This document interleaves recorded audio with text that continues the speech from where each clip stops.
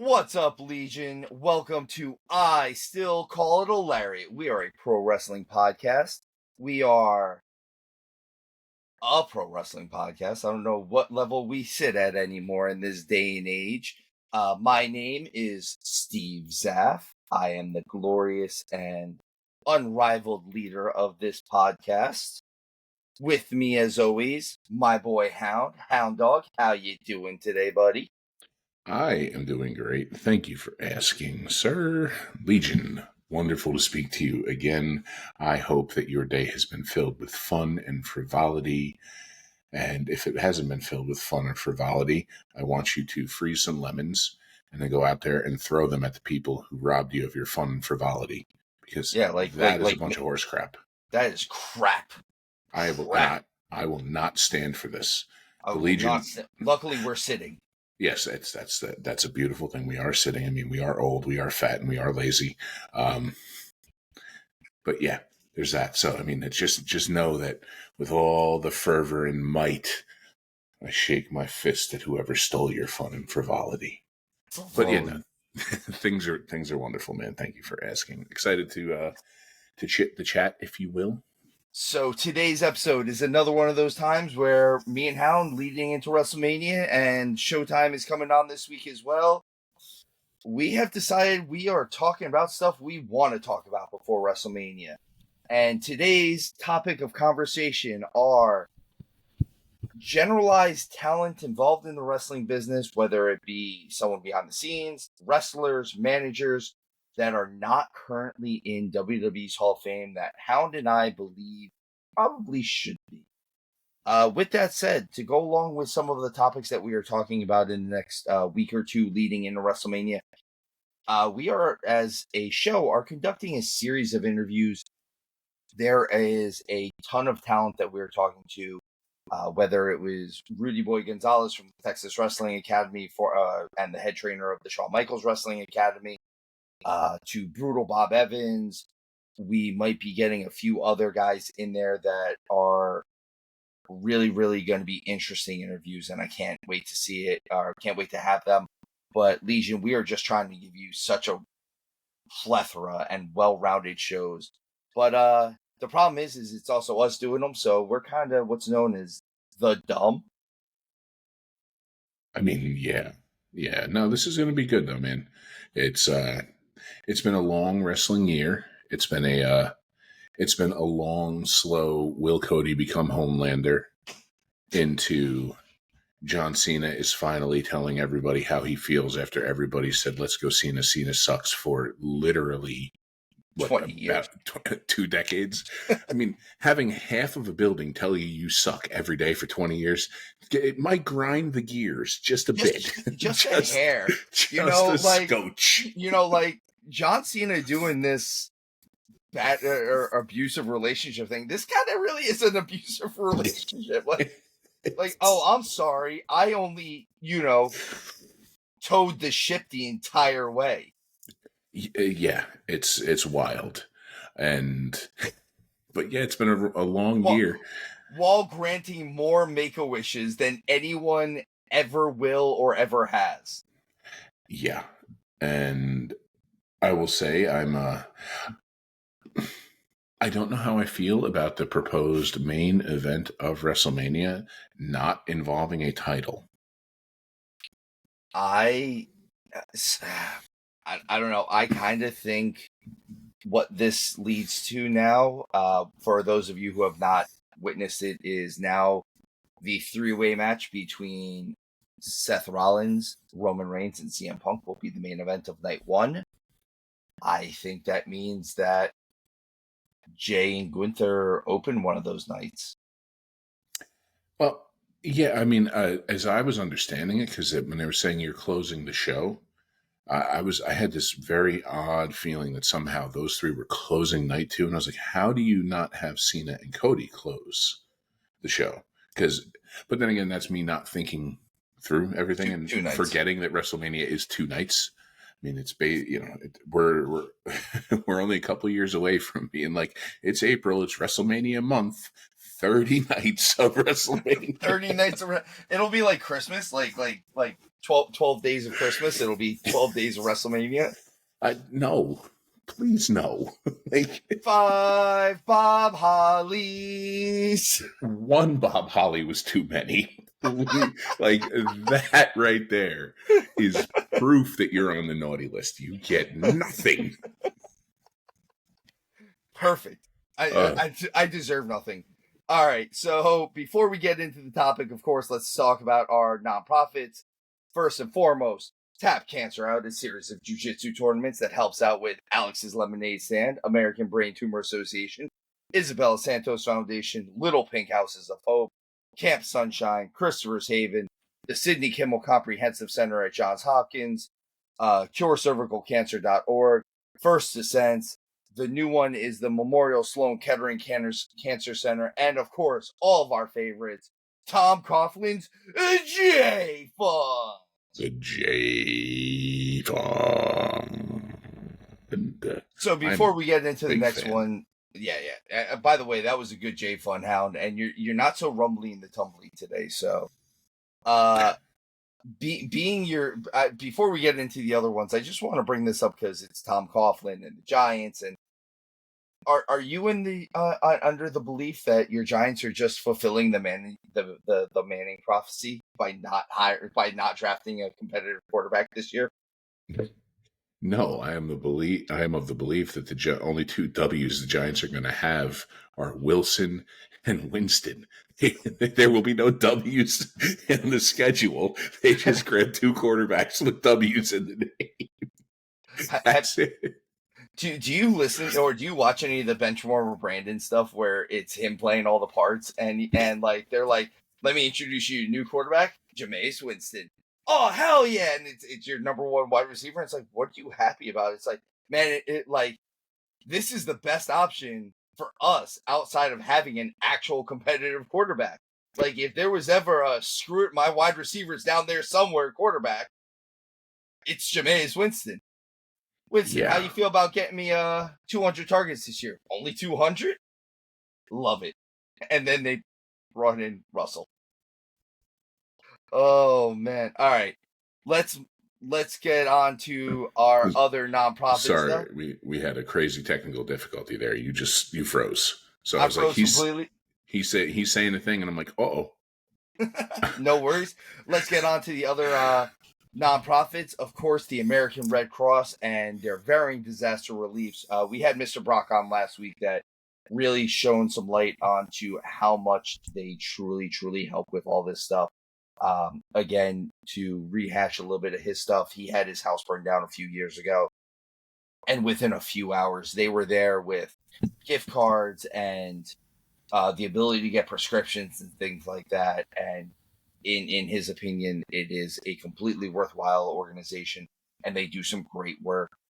And obviously, with us dealing with varying levels of natural disasters, whether it's, men with sharp teeth or, hounds with claws or whatever it is, locusts.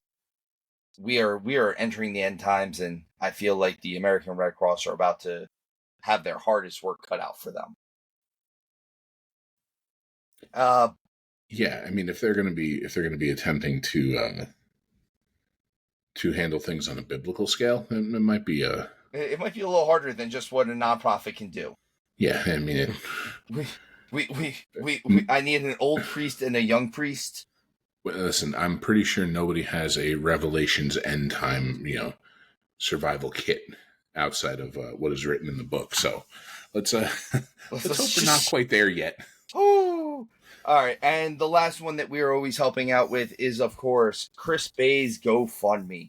Man, if there's a show that is more proud of the stuff that Chris Bay is doing, I don't know where it is, because I love the fact that Chris Bay is doing all of the things that he's doing, and the fact that he is as close as he is to just living a normal life after having that emergency neck surgery and questioning whether or not he'd even be able to walk again.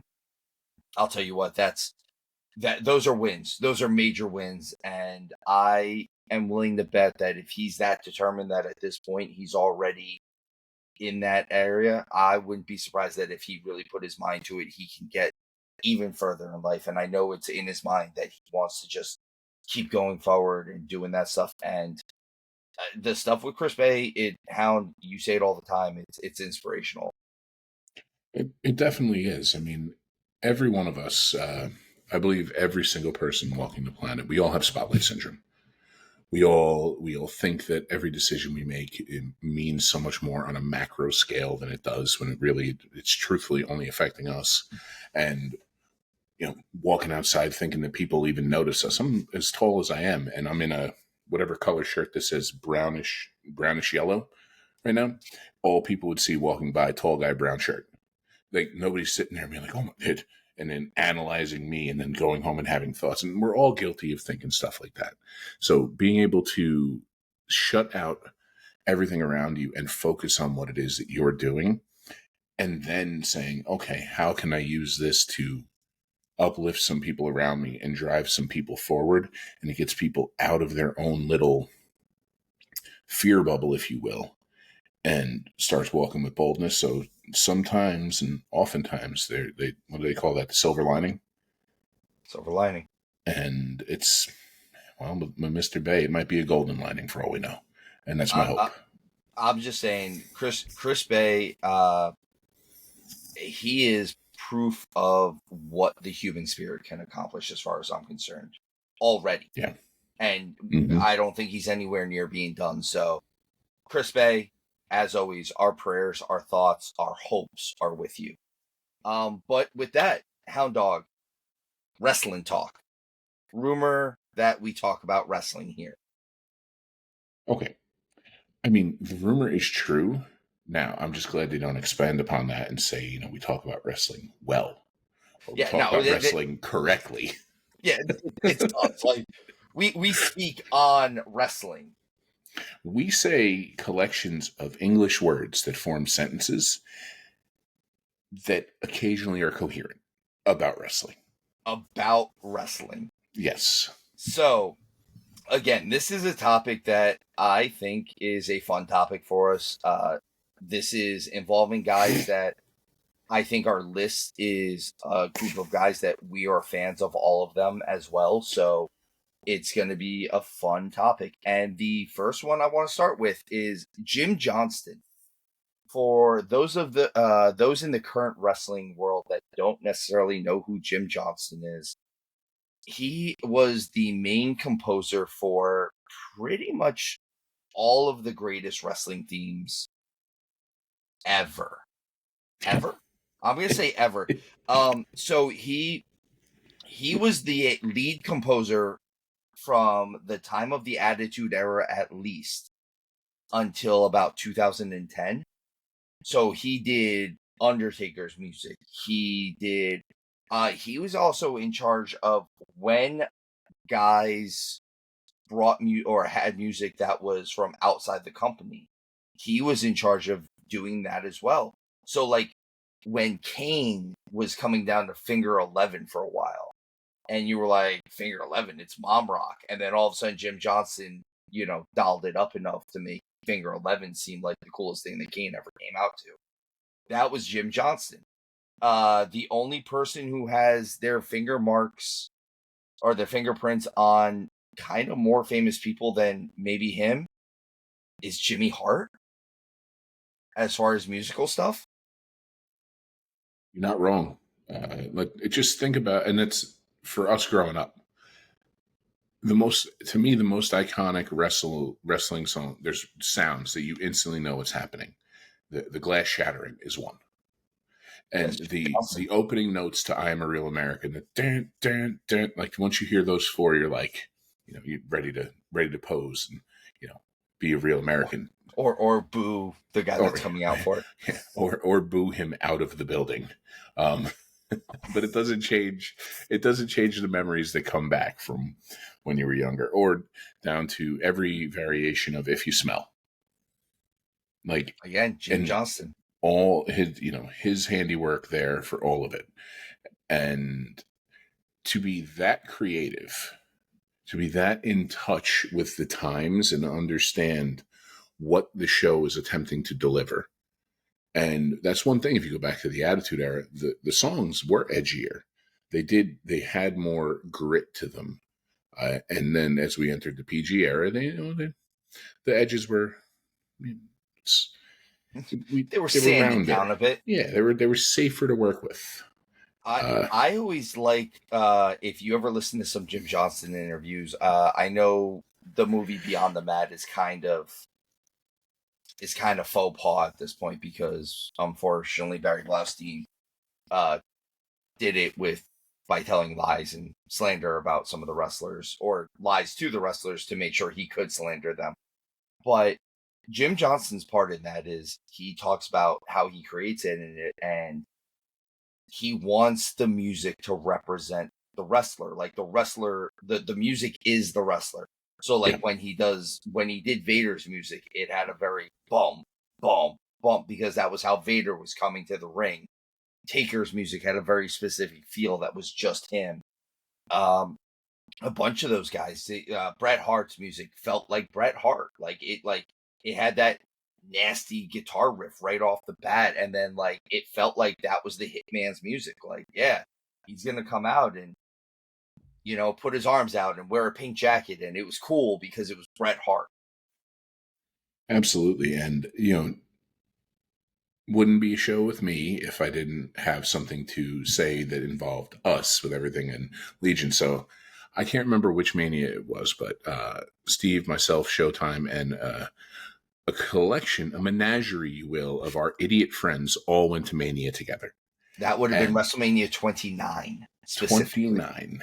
Yes. And our seats were in perfect view of a pillar that blocked the ring. It was perfect. But we were there, and this is when Taker wrestled Punk, I believe. Yep. Okay, this is MetLife Stadium. This is outside. It's nice out. Taker's music comes on. There is no roof. It was warm, and the temperature in the stadium dropped by 20 degrees, and that music hit. And if Jim Johnston, like the vision he had, because that music, if it wasn't that music, it doesn't have that effect. And maybe it was a placebo effect. Maybe it just felt that way because it's like the creepiness, like felt like it was setting in. Or even the LED lights, those lights cutting off. I mean, we don't know the scientific reason, but I know me and Hound were sitting next to each other, and he goes, "Did it just get colder?" And I went, and like my face was this. Yeah, it did. And both of us, you've never seen two grown men be more scared of another grown man in your entire life. It was, and Hound is the same size as the Undertaker. And we were several hundred feet away and elevated away from it. And I was really worried he was going to walk down and like do the Undertaker big arms with the eyes rolled back. But instead of looking at CM Punk, he was going to look right up at Steve and I, and we were just going to be like, yeah. And just have to run away screaming. Yeah. And now we're dead. Perfect. And now we die. So I just wanted to cheer for you, man. Like, why me? But yeah, that was a wild moment, man. And it could have been the LED lights, but it was the perfect storm of completely flipping me out. And again, this goes back to Jim Johnston and his music, man. Like that guy, he geared and designed his music for the wrestler. I feel like it's almost something that's lost on the current generation of wrestlers. Is a lot of them have cool music, but it's not. In all honesty, the band or the composer that I think works the best with some of these guys now that doing that is Downstate, who does Cody's music, The Miz's music, Cardona's music. They do a lot of their stuff, and I think, and if you ever, or who else do they do? They do Nick Nemeth's new music too. And I think they do. I think they do a very good job of making sure everything sounds a little different and sounds like it's geared directly towards that guy. Yeah, and there's a saying, and this is for anybody who's ever dealt in the service industry and bringing food to a table, whether you're a chef, you're front of house, anything like that. There's the whole experience of being out there. You can look at it the same way with pro wrestling. So the first thing you're going to do is, like, when you pick what you're wanting, you're eating with your brain. You're thinking about what it is. And then as it's approaching you, and finally comes out, depending on what it is, you're either going to see it or smell it first. So then you're either eating with your nose or your eyes first, and then the other one is right after, before you finally eat. That the music, all of it plays right into all of that. Because I think how different Undertaker would be if he came out to, Barney the Dinosaur song. Like, you know what I mean? Something like that, where, like, hokey, goofy. I kind of want to see it now. I kind of want to do it now. Like, I kind of want to find an edit of Undertaker coming out to, like, to DMX reading Rainbow or something like that. Like, yes. But yeah. But it changes. Reading Rainbow. I'm a part of this now. Yeah, it's so. But you see what I mean right there. Like, right there, you're like, well, no, I ordered a steak. Why the hell do I have a souffle? Exactly. Kind of thing. So it really is. It's a big part of the whole thing.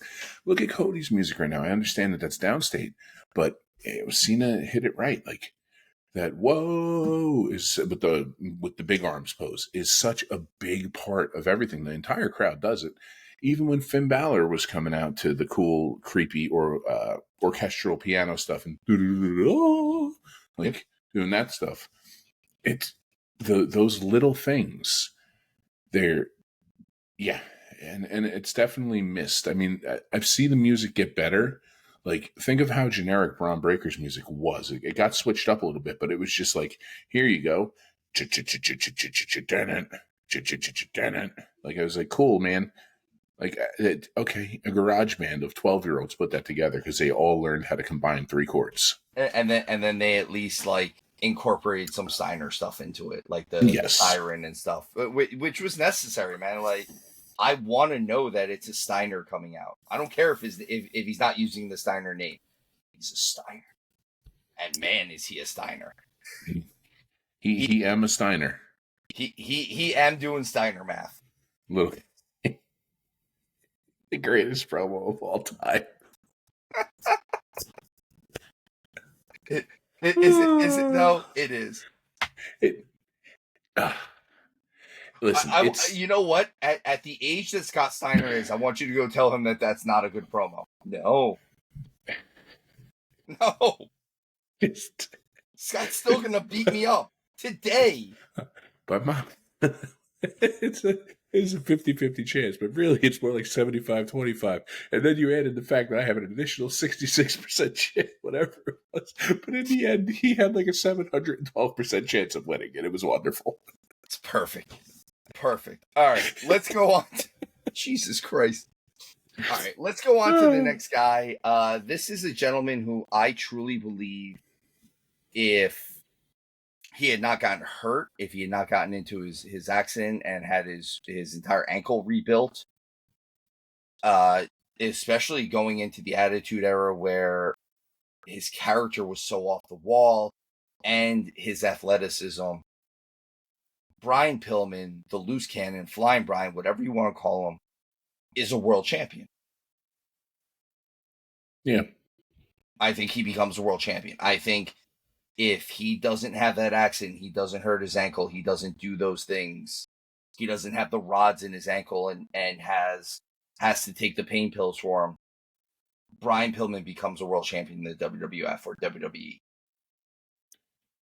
Absolutely. I mean, he was his character right at that time. You know, when he was Flying Brian, Flying Brian would not have been a champion in WWE outside of maybe like, you know, like, wow, he got the IC title. Like, and it's like, you know, feel good moment. Or like that young pretty boy tag team that like gets the tag team titles for a few months and then loses them to Demolition. Exactly.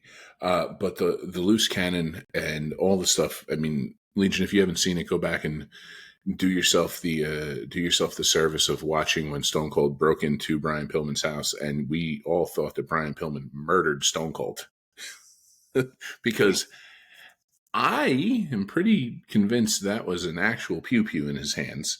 And the look he had in his eyes was either you're the best actor or somebody's really about to get shot. There's questionable stuff. So Yeah.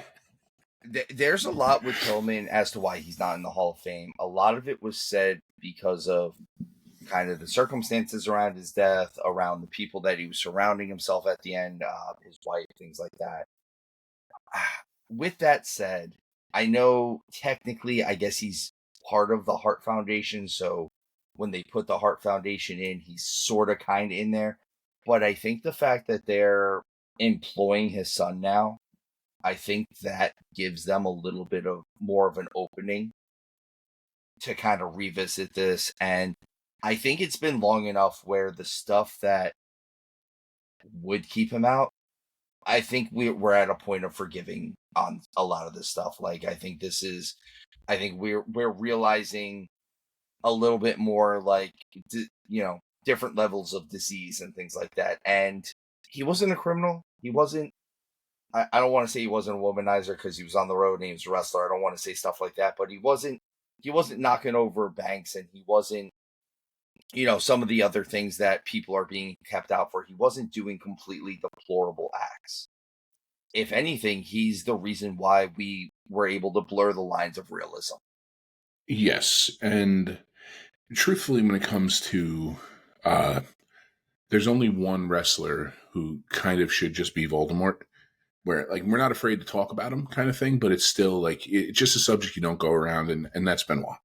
Benoit, yeah, and I get it. I understand why that is the way it is. Pillman's kind of the opposite. I think we're past it. Yeah, I mean, listen, I don't know all the circumstances behind his death. I know that substances had some stuff to do with it, and everybody, whether directly or just by knowing somebody, we all know somebody who has either lost their life to a battle with that, or has somebody who has a family member who lost their life to something like that. So there's a time to be harsh and there's a time for compassion. And yeah, it's one of those where it is a disease, and it's a shame. Like, he made the choices he made. It is what it is. I thank him for the time he was here. His son is incredible. We have some incredible memories from him, and I hope he's resting comfortably. But other than that, I'm grateful to have been alive to see both the Flying Brian stuff, because one of my favorite matches of all time was an old Starrcade, and it was him versus Jushin Liger opening it, and you know exactly the one I'm talking about. 92 is, I think it's actually Super Brawl, but either way, it was Starrcade. It was Starrcade 92. I thought it was Super Brawl for some reason, but Pillman and Liger had like a series of matches where they basically traded the WCW light heavyweight title back and forth, and it was like that was the precursor to what would become the cruiserweight title. Yeah. The other one that I'm going to go with before you talk about the other stuff for Brian Pillman was his time in the tag team.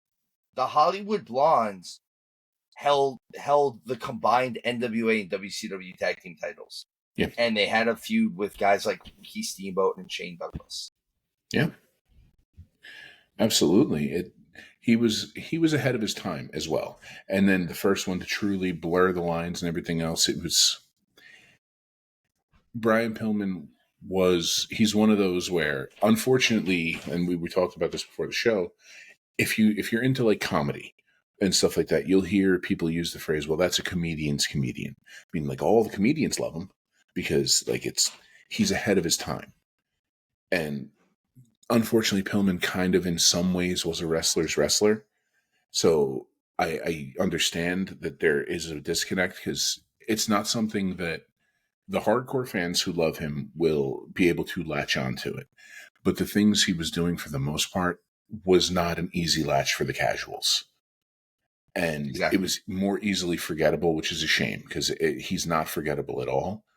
But unless you knew enough to look at him with like, okay, what is this, with interested eyes, you would never realize you were missing something special. It's like kind of the Ferris Bueller thing, slow down and look around every once in a while kind of thing. And that's Pillman. Unfortunately, when people are so keyed in on, the the Bret Harts of the time, the Shawn The Bret Michaels of the Harts, time. the Stone Colds, the stuff like Hmm that. The Rock. You can, I mean, don't forget the Rock came right after that. So yeah. So he very easily could be missed. Like if we could somehow take Pillman from then and drop him in NXT right now with his character work and all that stuff, I would love to see like Loose Cannon Pillman doing stuff with the now Loose Cannon Trick Williams exactly. and the with Ricky Saints, or even going into AEW and do like imagine him and MJF doing Him stuff and together. MJ just talking at each other. Oh my God! Yeah, it'd be incredible. So he was definitely ahead of his time. I completely agree with you on that, Hound. I think, and again, I think we're at a point where this has been long enough. I think he should be eligible to be in the Hall of Fame, especially if you're gonna have Lexus King in NXT right now. Let's move on to another guy that's not in there. That again, I think if we're gonna have half the tag team, we should have the whole tag team, and that's the Dynamite Kid. The Dynamite Kid, he's another one where I don't think there's political stuff going on here. I think this was just, especially towards the end, I think this was a little bit of a Vince thing. This was him and Vince didn't like each other. Dynamite not being around anymore. His nephews using the Dynamite Kid name, Tommy Billington. I think we're at a point now where Dynamite Kid, Tom Billington should be in the WWE Hall of Fame. He's a former WWF Tag Team Champion. He held the WWF Junior Heavyweight Championship, which was actually a New Japan title. And I'll tell you what, guys, you go back and you look at his matches with the original Tiger Mask, and you tell me, you find me a better match, even by today's standards. You find me a better match because I don't know where they exist. Yeah, Dynamite Kid was incredible, and yeah, the British Bulldogs themselves alone need to be brought into the Hall of Fame because they're one of the more iconic tag teams from one of the, if not the greatest tag team era in pro wrestling back then. When we're talking about the Hart Foundation, Demolition, LOD, the Rockers, Strike Force, the British And we're just Bulldogs, the Killer Bees. Killer Bees. Yeah, it's and we're just talking about WWF tag teams, not to mention on the other side of the coin, the NWA. You had the Rock and Roll Express, the Midnight Express. You had the Horsemen. You had the Fabulous Ones. You had all these great tag teams going through at that point. The Von Erichs, even if you want to, the Freebirds. The Nasty Boys. They were a great tag team in an era of great tag teams. And arguably, for us, maybe we look at it with nostalgia, but that 80s tag team division for WWF is probably the greatest tag team division in WWF history. I agree with that. As far as WWF goes, I'm not saying that there are not better tag team divisions. I'm just saying that actual tag team division for that promotion is the best one for them. So I highly believe that he should be in there. Hound, I'm going to move on, though. We're going to move on from one technical wrestler to another technical wrestler. And I know we're a fan of this guy, and that is Dean Malenko. Dean Malenko, whether you are deciding to put him in there for his in-ring work or his behind-the-scenes work, I see no reason why Dean Malenko should not be in the Hall of Fame right now. I think Dean Malenko should have been put in the Hall of Fame before he went and got a job for AEW, and I think that's the only thing that's holding him back right now. But he's the first PWI #1 wrestler, and I think the only one that didn't hold a world heavyweight title the year he won it. Yeah. Dean Malenko is incredible, the man of 1,000 holds. Now, we were joking beforehand because it's one of our favorite times of Chris Jericho just reinventing himself and being hilarious. Like, this was kind of the precursor to the list. This was the precursor to the list. Oh my Jericho. God, I didn't even think about that. Yeah.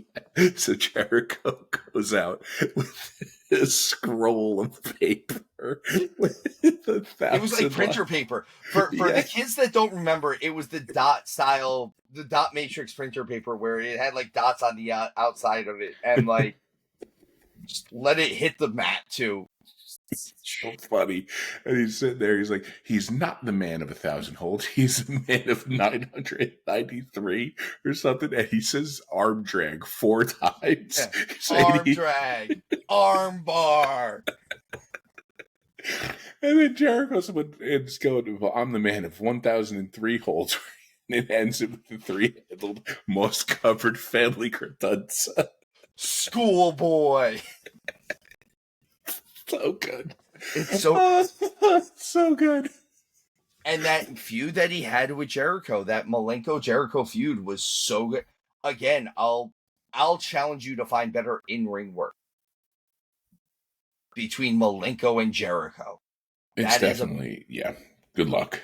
Yeah, it's about as good as they get. Malenko, he was very well known for not having any wasted motion in there. I'm going to say this.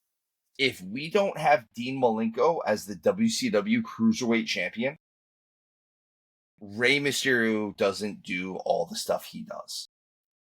Because we never get the Rey Mysterio Dean Malenko feud. And I think I am a firm believer that without Dean Malenko, Rey doesn't ascend to the level in WCW and then eventually WWE that he does. I agree with that.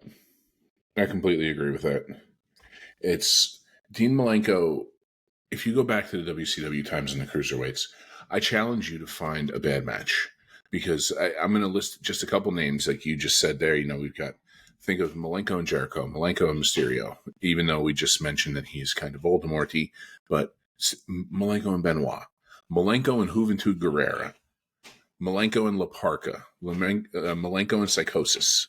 Like, think about all of those, Malenko and Kidman. I'm going to throw it out there. Because this guy is not Voldemort-y at all. This might as well be the Harry Potter of wrestling. There is literally a series known as the Malenko Guerrero Classics. That's true. Yeah. If it was not for Malenko and Guerrero wrestling each other, they would not have ascended to the stardom that they got to at later on in life. I completely agree with that. And the thing is, you can't mention any one of those wrestlers. Like, we talk about Guerrero, may he rest in peace, and the heights he got to him being world champion. Chris Jericho. I've said his name twice. We're not going to say him again. I want you to think about all of them and all the folks who came up and who made it further on. Somehow they all were attached to Malenko at some point. Perry Saturn. Yeah. Yeah. I'm just saying, Malenko, if you want to talk about his associations, like we said, the people that are connected to him, Dean Malenko has been part of the Triple Threat, has been a 4 Horseman, was part of the Revolution, which was Shane Douglas's group in WCW, and then part of the Radicals in WWF. And if you look at the wrestlers that are associated with those groups, we are talking about the creme de la creme. They're about as good as you get. Yeah, I challenge you to find better stuff. You'll find more spot monkey stuff now, which might hit the dopamine centers a little bit more. The thing about these guys, they were the original spot monkeys, if you will, and their matches told stories. Like, they didn't randomly work on the left shoulder to then target the right ankle. No, it was the left shoulder, and the left shoulder was the gimmicked portion of the match. And Malenko was one of those guys that also understood, though, like, yeah, I'm working the left shoulder. That doesn't mean I can't hit a suplex real quick to go back to the left shoulder. Mm-hmm. Again, this is stuff that, as a producer now, he's imparting on a younger generation, or trying to at least.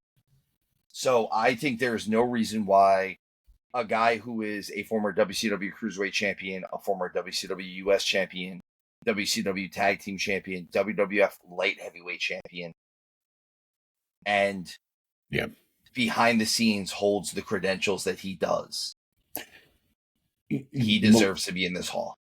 Absolutely. And I have never heard anybody say, not, I've never heard anybody comment on Malenko's character as a person. I've only ever heard them say how professional he was at all times.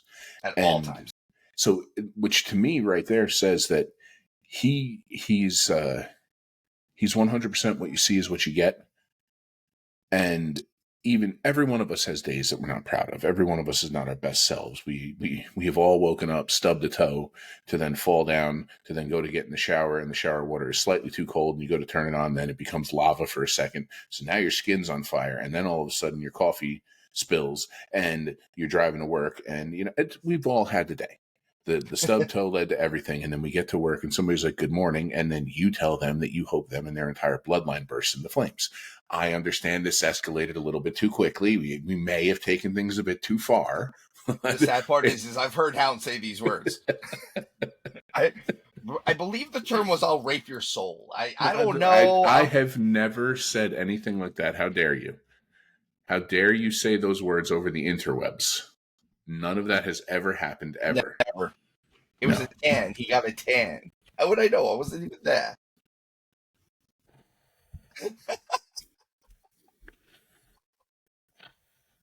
Oh, man. I dislike you right now. He does. But he says right now, like it's not like I dislike you Tuesday too.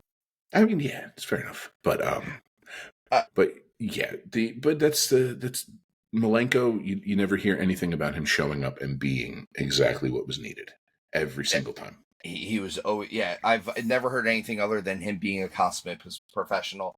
And honestly, the Texas Cloverleaf, one of my favorite finishing holds of all time. I can't remember where I saw this. I saw a female wrestler do a variation on it, like set the cloverleaf up, but didn't step all the way over, and she locked the like she squatted down like a Jeff Bagwell batting stance, getting low, and she locked the leg portion in on her left thigh, leaned over, and then put the girl in a full Nelson and lifted her up, so she was cloverleafed into a full Nelson while she was like Bagwell squatting, and I was like, that's mean. That's just mean. Like, Tell me that was the end of the match. She tapped. She tapped quickly. She tapped very quickly. Oh man! All right, let's move on from singles wrestlers to let's move on to managers a little bit here. And the first one I'm going to bring up he was the first black manager in the WWF, at least. I don't want to say ever because I didn't delve that far into history, but in the WWF, he has been the first black manager, and that is the Doctor of Style, Slick. Let's talk about a stable, and like it's funny because you had all these different things. You had the Hart Foundation, which was Jimmy Hart's group. You had the Heenan family. Slick's group never really had a name. Like it was never like the House of Style or anything like that. It was just Slick managed these guys. But on my notes here for the show doc, at one point he managed the Warlord, Power and Glory, who was Hercules and Paul Roma, the One Man Gang / Hakeem, they're the same guy, the Big Boss Man when they were tag teaming, and the model Rick Martel. That's in the late 80s. That's a who's who of wrestlers. Not only that, it's a who's who of heels. A who's who of heels. Like you wanted to get hated, you wanted heat. Slick was your manager. My brother Justin, whom you know, his favorite still is Akeem the African Dream. He still talks about it's just the one man gang, and I love that the one man gang gimmick kind of was like because he was known for the same kind of things that Bagwell, or I'm sorry, not Bagwell. I'm saying Bagwell because that stupid move Bigelow was known for. Like he was going to clear an area. But I mean, Slick. I actually had to look this one up just to make sure that it was true that Slick was not in the Hall of Fame. Like I was like, maybe I'm just remembering it wrong. I had to go through, and Slick is not in the Hall of Fame, and I think that is a crime. I think Slick is one of those guys that even though I think if we're not going to induct him with one of by one of his progenies. I believe that is the word I'm looking for. One of his managered wrestlers. I think the guy that should induct Slick at this point might be even Ron Simmons. Have the Yeah, first black manager inducted by the first black world champion. I think that, or one of those type of guys. I don't know. Play that card, but he should be in the Hall of Fame. Is what we're saying at the end of the day. There's no way that he doesn't deserve to be in the Hall of Fame. Slick was attached to enough things and enough people that he definitely deserves to be there. You know, he may not be a Jimmy Hart, he may not be a Bobby Heenan, he may not be a Captain Lou Albano, but he's certainly the tier right below that. I'll tell you who should induct him: the Barbarian.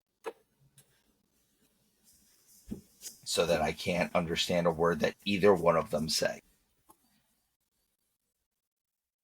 I agree with that. It would be wonderful to see people not know what the hell they're saying to each other the whole time. Either one, and all I want to hear is slick talk jive. Yeah, yeah, I agree with that. All I want to hear is slick talk jive the whole time, and I hope he comes out in the shiniest pimp suit ever. Yeah, it's I'm looking forward to it. I really would like to see Slick there because there's enough good memories, enough. He had enough of an impact on pro wrestling to be a part of it. I mean, especially with some of the other people who have been brought in. I don't think that there should be much of an argument as to against him, you know? If we don't have Slick, we don't have Teddy Long.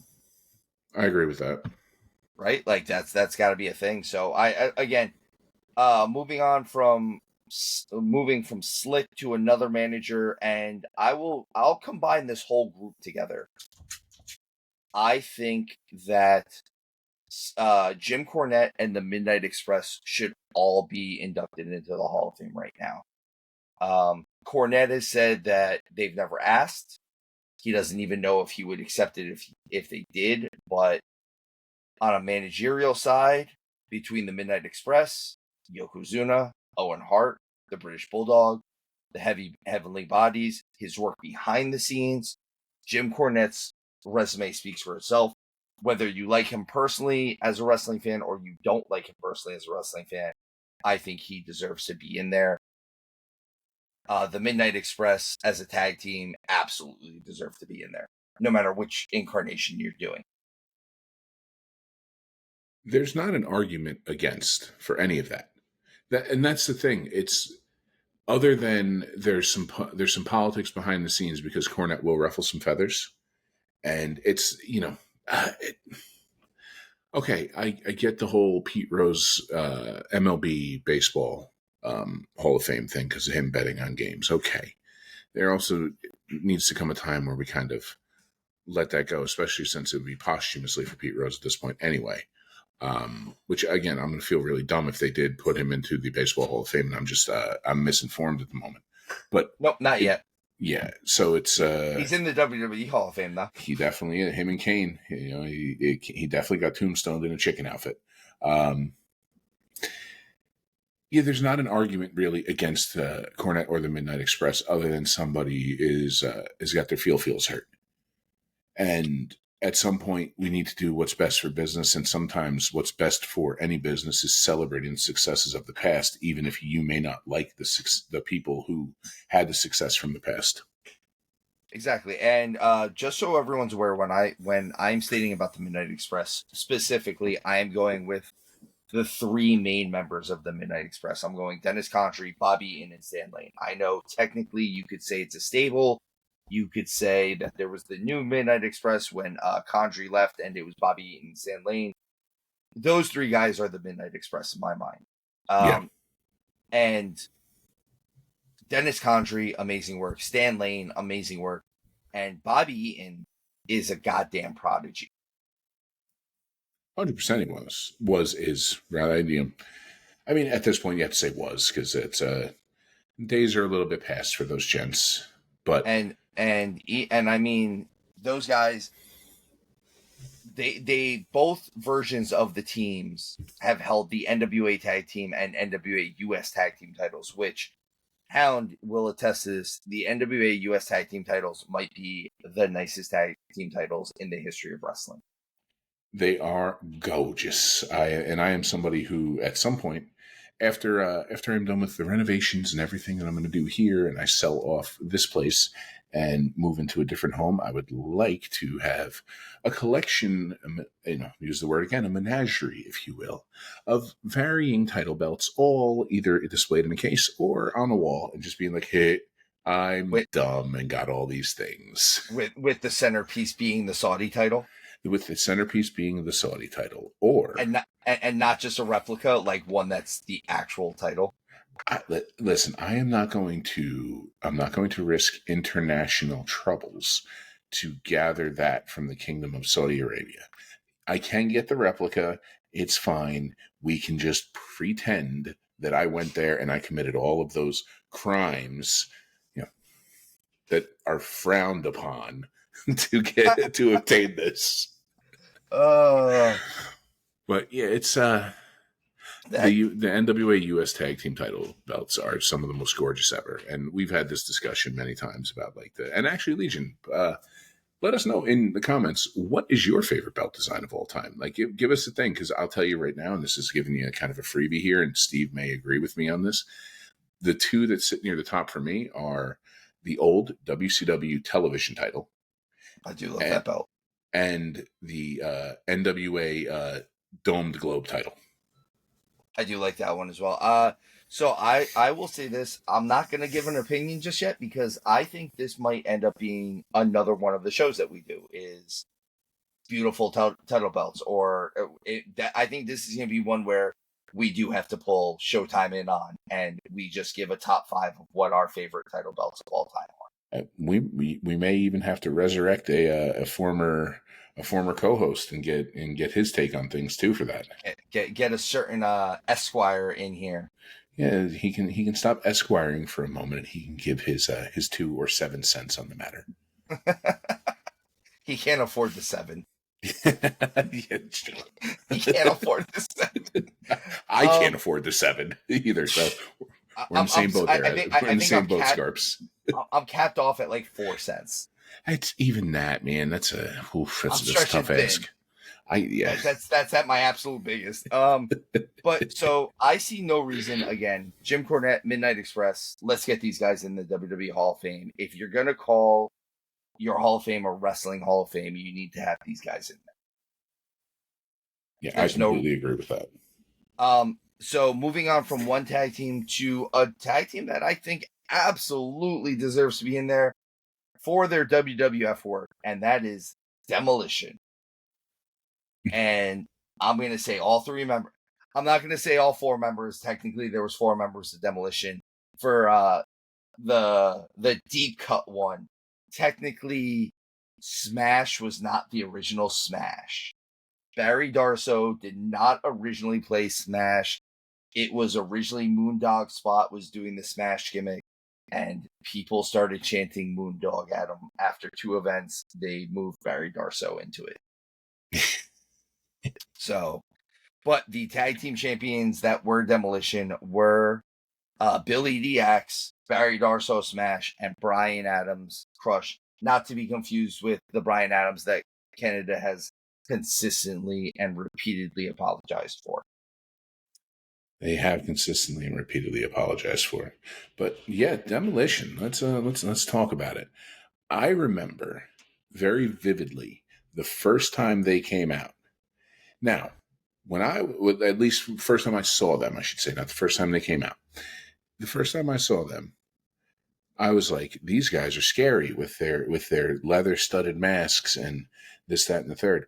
Now, listen, I didn't know that these guys were walking down there kind of in like some S&M gear. At the time, how does 6-year-old me? I shouldn't know what that is. If I knew what that was, that says a lot about a really bad home life and an upbringing at that age to know that. Like, looking back at it now, I'm like, I need to have talks with your dad and your mom at that point. Yeah, no, I don't want to have those talks ever. Ugh. But look, listen, I'm aware of how humans are made, but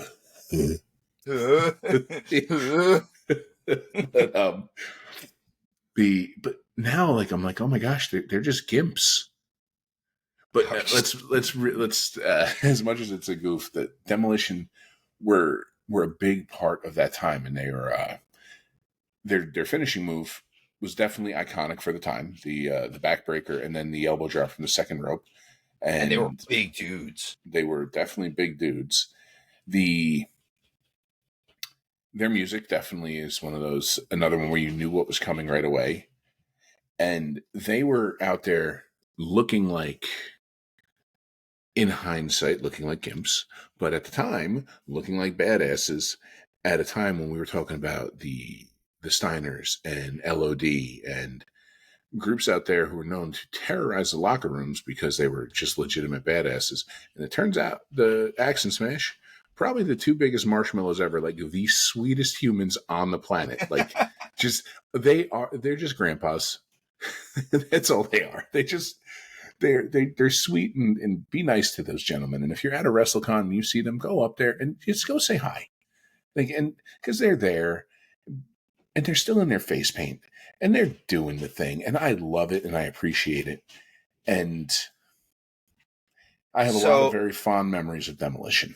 So Axe, Billy Eadie Axe, kind of all he's known for in wrestling, unfortunately, is his work in Demolition. And the truth is that kind of was the tail end of his career. Smash and Crush went on to have relatively lengthy careers after that. Barry Darsow did both work as Barry Darsow and, of course, the Repo Man. And Crush became Kona Crush for a while, and then I remember that.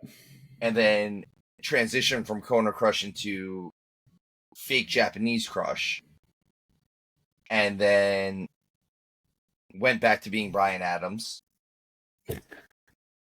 I'm sorry, no. And then he was a disciple of Apocalypse Crush. And then he went to WCW and was doing stuff as Brian Adams, and then eventually formed a tag team with Brian Clark, which was called Chronic, which it's spelled with a K. It's exactly what you think it's about. But they had kind of become WCW's answer to the APA at the end. They were two big dudes that were just beating on people. But Demolition, I was at WrestleMania 4 the first time Demolition won the tag team titles from Strikeforce. And I know WrestleMania 4 a lot of times gets a little bit of flack as being one of the lesser manias. Here's my thing. I look at it in rose-colored glasses because I was there. Secondly, I was young. Thirdly, if you look at some of the things that happened during that event, there is a reason why it should be higher up on the list than what people give it credit for. It's the first time Macho Man Randy Savage ever wins a world title. It's the first time Demolition wins the tag team titles. There's a tournament to crown a new WWF champion that if you look at that tournament field, it is a slew of legends, Hall of Famers, and guys that if it were not for them, this business would not keep going. Yep. And Demolition is a big part of my reason for loving that event. I agree completely, man. I have very fond memories of them, and they should be in the Hall of Fame. Not to mention they were managed by Mr. Fuji. They were managed by Mr. Fuji with his awesome bolo hat and him running a 5K in his suit on the Atlantic City boardwalk. It was such a different time, and it was wonderful. We really grew up with an incredible wrestling time. We had great wrestling, man. And I'm hoping that if there's any younger members of our audience that they use some of this stuff to go back and look at this stuff. Because I think after there's a certain cutoff for fandom and everything where you're like, I don't want to watch that. It's too old. And I feel like the 80s is the cutoff in general. I feel like once you get back into some of the mid 70s stuff, some of that stuff starts getting a little bit slowed down, so to speak. Yeah. And I'm speaking almost specifically of WWF or WWF, where if you look at like mid 70s, like Mid South and stuff like that, it's still rough and tumble. So moving on from Demolition, I'm going to go into a group that at one point had Crush in it, and that is the Nation of Domination. The Nation, I think, should absolutely be in there during the Attitude Era, which is up until recently what the greatest era of wrestling in history at this point. Yeah. They were a major part of it, and their major rivals were also major parts of this.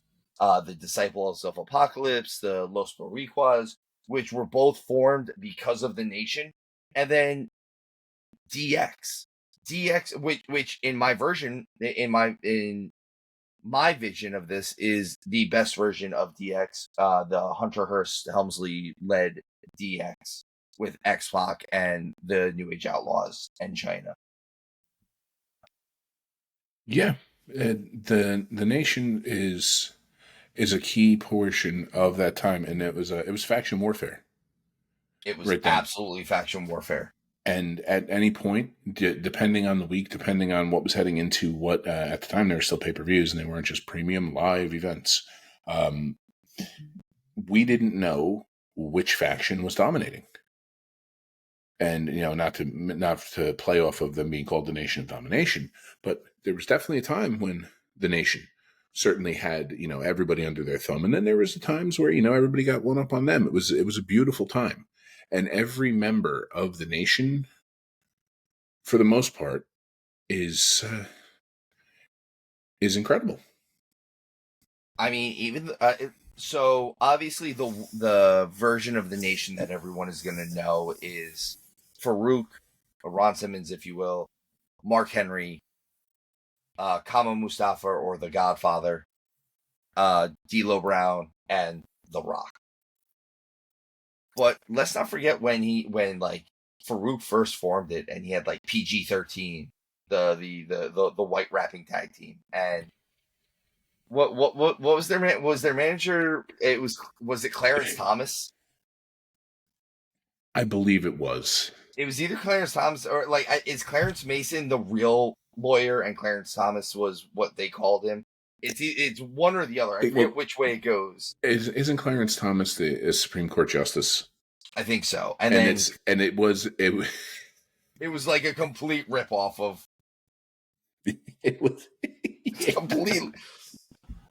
Oh, it's lovely, but I mean, think back to Nation. I say it all the time: treat yourselves. Go back and look at the old promo battles that happened then. Look when The Rock started becoming The Rock, because that's where you started to see it. Look when Farouk would go out there and he would just be more manly than everybody by saying one word. Damn. And when I mean, look at the transition. How many different cool characters has Charles Wright, the Godfather, had? Right.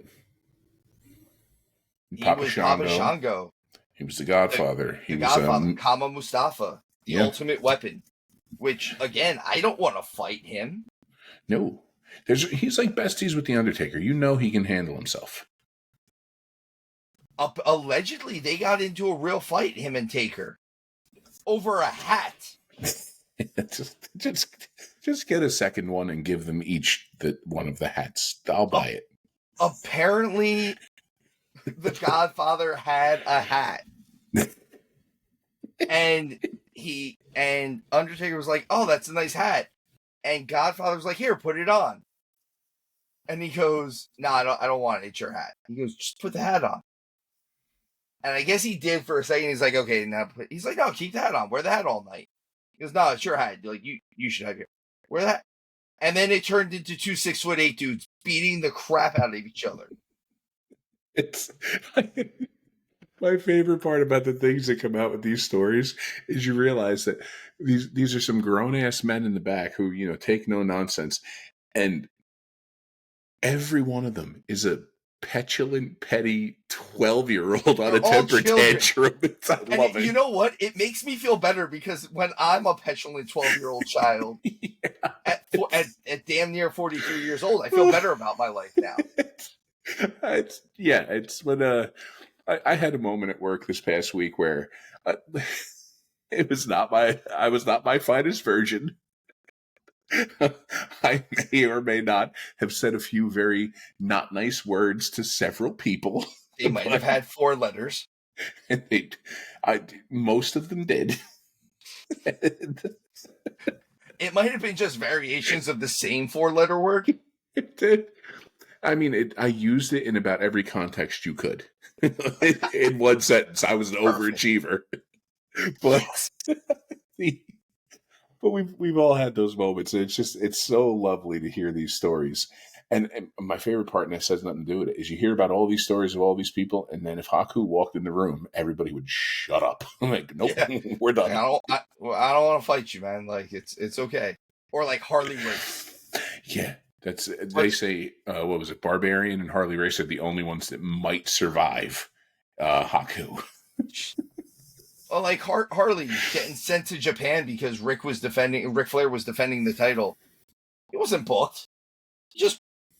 They gave him a plane ticket to go to Japan. Harley, you booked? No, I'm just here to make sure everything's okay.